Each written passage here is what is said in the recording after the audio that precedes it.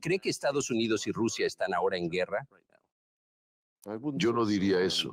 En cualquier caso, no es algo que nosotros queramos. Por supuesto, nos gustaría tener unas relaciones normales con todos nuestros vecinos, con todos los países en general, especialmente con uno tan grande como Estados Unidos. El presidente de Rusia, Vladimir Putin, ha expresado en repetidas ocasiones su respeto al pueblo estadounidense, a la historia de Estados Unidos, a los logros de este país en el mundo. No vemos ninguna razón por la que Rusia y Estados Unidos no puedan colaborar por el bien del universo. Pero Estados Unidos está financiando el conflicto en el que está involucrada Rusia. Ahora ha permitido atacar al territorio de Rusia. ¿Acaso eso no es estar en guerra? Bueno, y vamos, oficialmente no estamos en conflicto. Algunos llaman a lo que está ocurriendo en Ucrania guerra híbrida. Yo también lo llamaría así. Es evidente que los ucranianos no podrían hacer lo que están haciendo con armas modernas de largo alcance sin la asistencia directa de los militares estadounidenses. Eso es peligroso. No nos cabe ninguna duda y no queremos agravar la situación. Pero ya que el territorio de Rusia está siendo atacado con misiles ATACMS y otras armas de largo alcance, estamos enviando señales. Esperamos que la Imagínense, última de ellas. esto mismo lo empezó a decir desde el inicio de la entrevista. Nos están atacando con misiles que no podrían ser utilizados por los ucranianos. Los ucranianos no saben cómo hacerlo. Son los estadounidenses. Por eso nos vimos en la necesidad de mandar señales. Lo dice desde los primeros 2 minutos de la entrevista. No se guardó nada. Rompe el silencio sobre la participación de los estadounidenses, de militares estadounidenses en el conflicto. Dice que directamente nos están agrediendo. La de hace un par de semanas, sobre el nuevo sistema Oreshnik, Sí, se haya tomado en serio. También sabemos que en los últimos días, algunas figuras oficiales en el Pentágono y en otras organizaciones, incluida la OTAN, empezaron a decir que el bloque era una alianza de defensa, pero que a veces uno podía atacar primero, ya que la mejor defensa es el ataque. El representante del Comando Estratégico del Departamento de Defensa de Estados Unidos, el contraalmirante Thomas Buchanan, declaró que consideraba posible un intercambio de ataques nucleares limitados. Este tipo de amenazas suscitan preocupación. Es un grave error seguir la lógica que últimamente proclaman algunos diciendo: no se crean que Rusia tiene líneas rojas, aunque las marque, siempre las está moviendo. Esto es lo que me gustaría contestar a su pregunta. No fuimos nosotros quienes empezaron la guerra. El presidente Putin ha insistido en numerosas ocasiones en que empezamos la operación militar especial para poner fin a la guerra que el régimen de Kiev libraba contra su propio pueblo en Donbass. En su última declaración, nuestro presidente dejó claro que estamos preparados para cualquier escenario.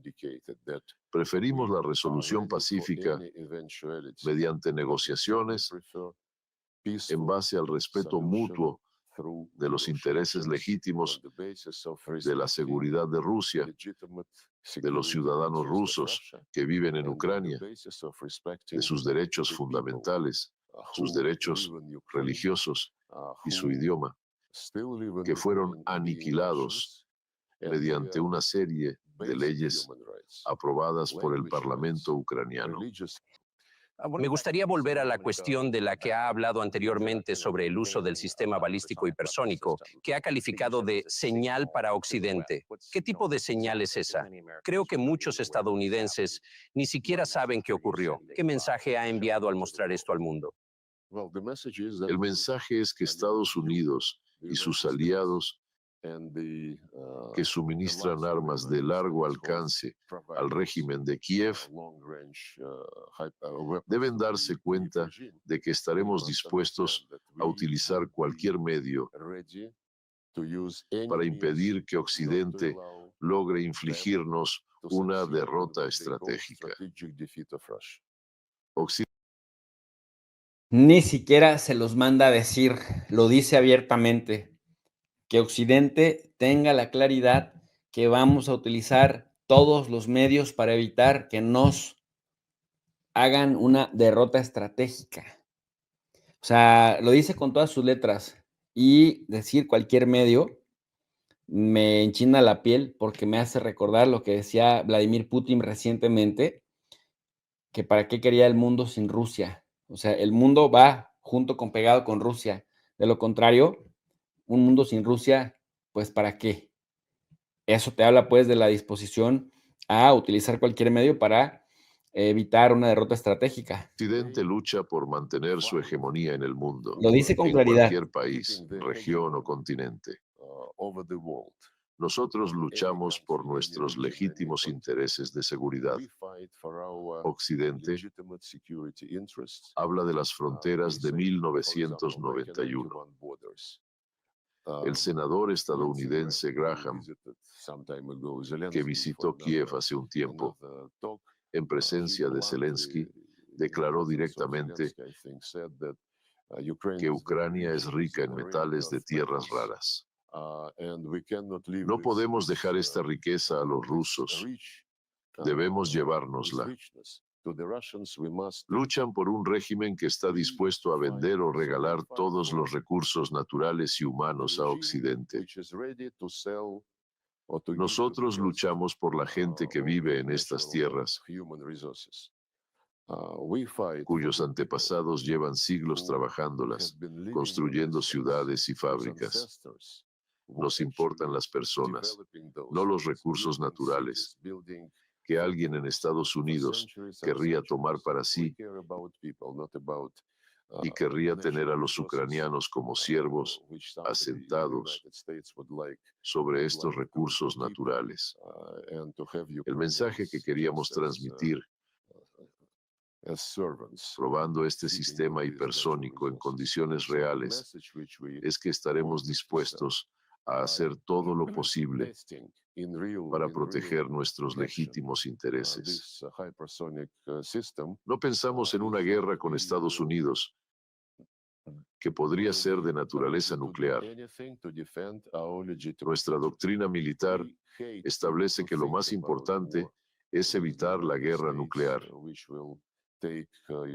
Permítanme recordarles que fuimos nosotros quienes en enero del 2022 iniciamos una declaración conjunta de los líderes de los 5 miembros permanentes del Consejo de Seguridad de la ONU, diciendo que haríamos todo lo posible por evitar la confrontación entre nosotros, reconociendo y respetando los intereses y preocupaciones de seguridad de cada uno. Esa fue nuestra iniciativa. Pero los intereses de la seguridad de Rusia fueron completamente ignorados cuando rechazaron, más o menos al mismo tiempo, la propuesta de nuestro país de concluir un tratado sobre garantías de seguridad. Rechazaron nuestra propuesta de concluir un tratado sobre garantías de seguridad, tanto para Rusia como para Ucrania, para su coexistencia, que Ucrania nunca sería miembro de la OTAN ni de ningún otro bloque militar. Los proyectos de estos documentos se presentaron a Occidente, la OTAN y Estados Unidos en diciembre del 2021 y los discutimos varias veces.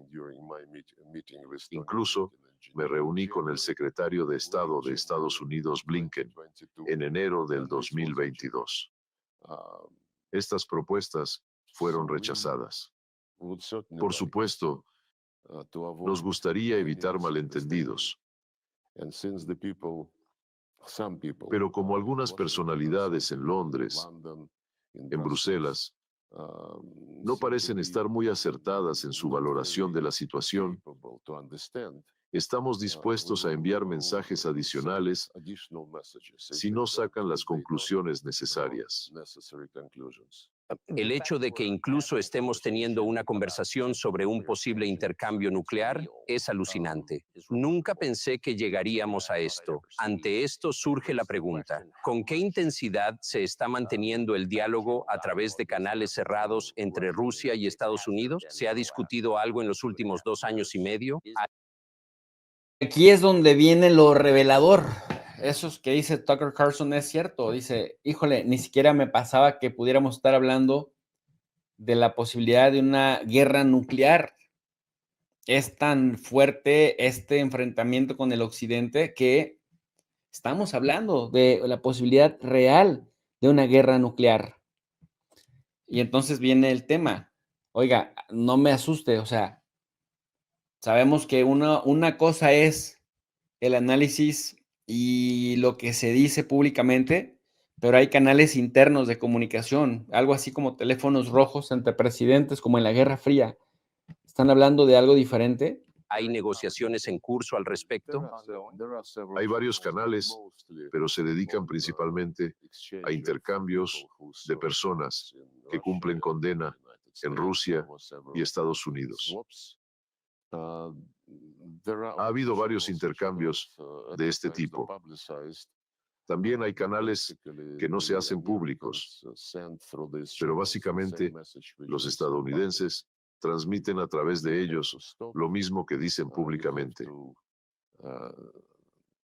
Tenemos que parar. Tenemos que aceptar las necesidades de Ucrania y su posición.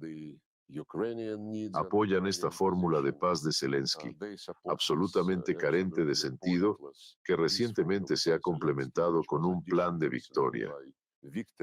Los occidentales han celebrado varias series de reuniones, una conferencia en Copenhague, una cumbre en Burgenstock.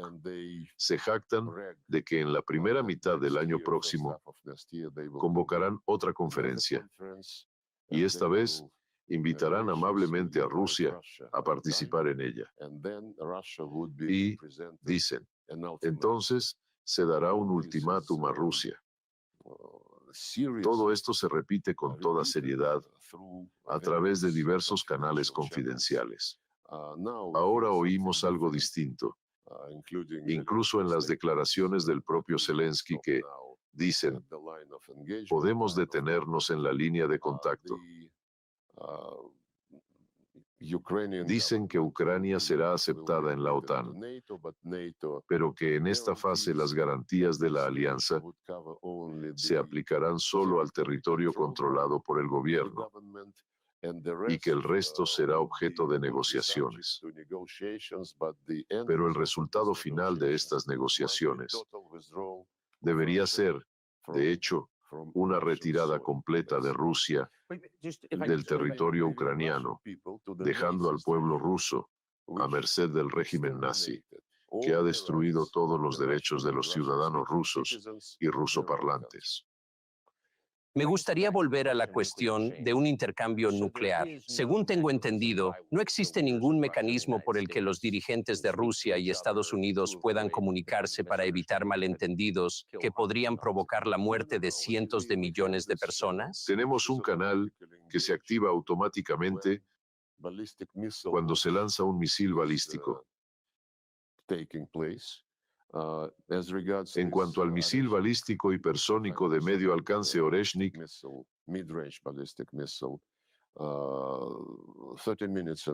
el sistema envió un mensaje a Estados Unidos 30 minutos antes del lanzamiento. Sabían que esto ocurriría y no lo identificaron como algo de mayor envergadura y realmente peligroso. Creo que este sistema es bastante peligroso. Era un lanzamiento de prueba. Sí, me doy cuenta de que está hablando de un lanzamiento de prueba, pero dado que no parece haber mucha negociación entre los dos países, ¿hasta qué punto le preocupa que, en medio de conversaciones sobre el exterminio mutuo de poblaciones, las cosas puedan salirse de control en poco tiempo y nadie podrá detenerlo? Eso parece increíblemente imprudente. No estamos hablando de exterminar a la población de nadie. Nosotros no empezamos esta guerra. Llevamos años advirtiendo de que el acercamiento de la OTAN a nuestras fronteras crearía un problema. Durante años, Vladimir Putin ha estado explicando esto en plataformas internacionales. Se dan cuenta que el gobierno ruso no bromea con esto, se lo toman bastante en serio, pero hay prudencia. Y pues me enchina la piel el hecho de que efectivamente digan que no tienen casi canales para avisarse. Bueno, nosotros avisamos con 30 minutos de anticipación, lo cual haría pensar que es un show. Pero por otro lado, estamos también en el tema de no lleguemos a esto. A mí lo que me sorprendió de esta revelación que hace Sergei Lavrov, que me parece muy delicada, históricamente una cosa ha sido lo que dicen los gobiernos en público y otra cosa muy diferente lo que hablan ellos en corto. Que públicamente Sergei Lavrov diga que los estadounidenses en la época de Biden, el gobierno, me refiero al Departamento de Estado, hayan mantenido esa posición loca de Zelensky, que sabíamos que no llevaba a ningún lado, y que así, lo que defendían en público lo defendían en privado. Híjole, qué personajes, ¿no? A personas que sueñan con el fin de la historia y con mantener su dominio. Cuando se produjo el golpe de Estado en Ucrania, los estadounidenses no ocultaron que estaban detrás de él. Existe una grabación de la conversación entre la entonces vicesecretaria de Estado de Estados Unidos, Victoria Nuland, y el entonces embajador de Estados Unidos en Kiev, Jeffrey Payette, en la que hablaban de las personas que formarían parte del nuevo gobierno tras el golpe de Estado.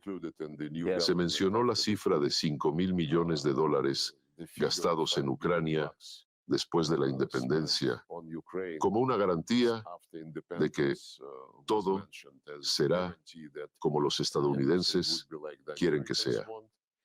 No tenemos intención de destruir al pueblo ucraniano. Son hermanos y hermanas del pueblo ruso. ¿Cuántas personas han muerto ya en ambos lados? Los ucranianos no revelan esta información. Vladimir Zelensky dijo que habían muerto menos de 80,000 personas. Fíjense, esta es información que difícilmente se van a encontrar en otra parte. Por eso hablamos de que revela información muy delicada. Dice, bueno, pues Zelensky lo único que reconoce es que han muerto como 80,000 personas. A mí se me hace de todas formas muchísima cantidad de personas si fueran solamente 80,000. Pero no son solamente 80,000, son mucho más. Y ahora lo vamos a escuchar. En el lado ucraniano. Pero hay otra cifra para que comparemos. Después de que los israelíes lanzaron su operación en respuesta al ataque terrorista que condenamos y adquirió el carácter de castigo colectivo, lo que también contradice el derecho internacional humanitario. En el plazo de un año desde el inicio de la operación en Palestina, el número de civiles palestinos muertos se estima en 45,000 personas. Esta cifra es casi el doble del número de civiles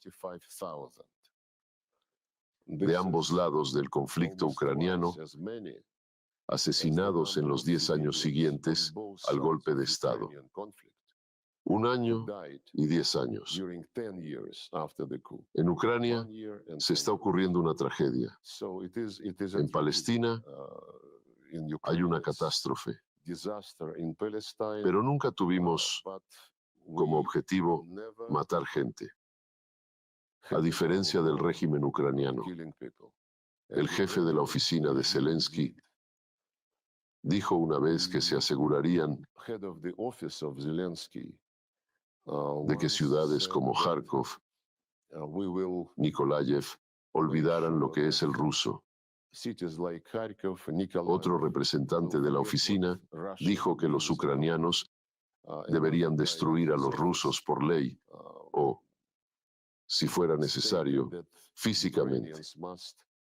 El ex embajador ucraniano en Kazajistán, Grublevsky, se hizo famoso por conceder una entrevista y, mirando a la cámara que estaba grabando y emitiendo la entrevista, dijo que su principal tarea era matar al mayor número posible de rusos para que nuestros hijos tengan que matar lo menos posible. Tales declaraciones forman parte del vocabulario de todo el régimen.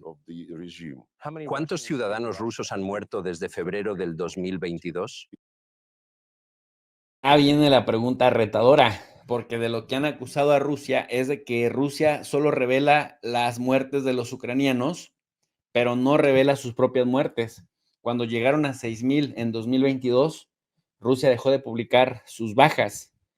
Y ahora esta pregunta, sobre todo, miren, digo esto porque ese es un tema muy delicado, sobre todo para quien dice que Tucker Carlson les hace preguntas a modo a los rusos. Le está preguntando algo que difícilmente responden. ¿Quieren saber qué respondió? No me compete hacer pública esta información. ¿Ven? Eso es bien delicado y ahí sí los rusos no dicen eso, no responden. Sí llevan hasta dicen 625,000.5 muertos ucranianos, pero luego Lavrov, como buen político y como viejo lobo de mar, le da la vuelta y dice, no estoy facultado para responder eso.